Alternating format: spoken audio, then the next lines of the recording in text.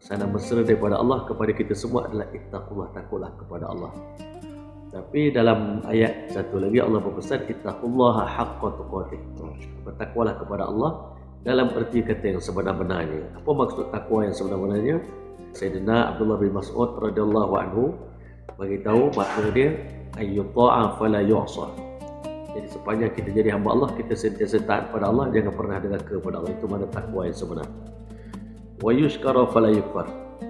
Sentiasa berterima kasih kepada Allah, tak pernah kita mengingkari, mengkufuri nikmat-nikmat Allah Ta'ala. Dan yang ketiga, masya-Allah, wa yuzkara fala yunsa. Orang yang bertakwa kepada Allah, dia sentiasa ingat Allah, dia tak pernah lupa kepada Allah, tak pernah lalai kepada Allah.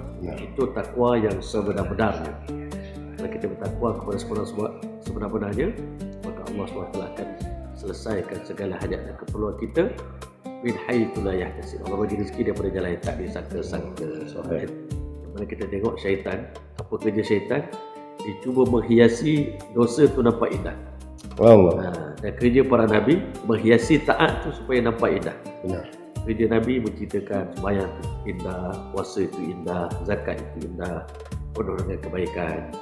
Sementara syaitan, Masya Allah, dia sentiasa menghiasi. Macam tadilah dia sahabat kita tegur kawan saya tak pakai tudung nanti masuk neraka dimarah saya. Tapi ialah nak tegur orang tu dia ada pula juga taktik dan teknik dia kan. Hikmah kan. Supaya dia terasa kan apa kelebihan pakai tudung ni.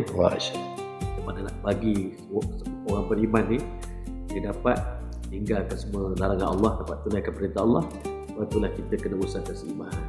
Hanya dengan iman saja kita akan ada kekuatan tak pakai tudung, nak tunaikan perintah Allah, sebenarnya nak tinggalkan maksiat. Bila ada kekuatan iman, semua dosa kita boleh tinggalkan.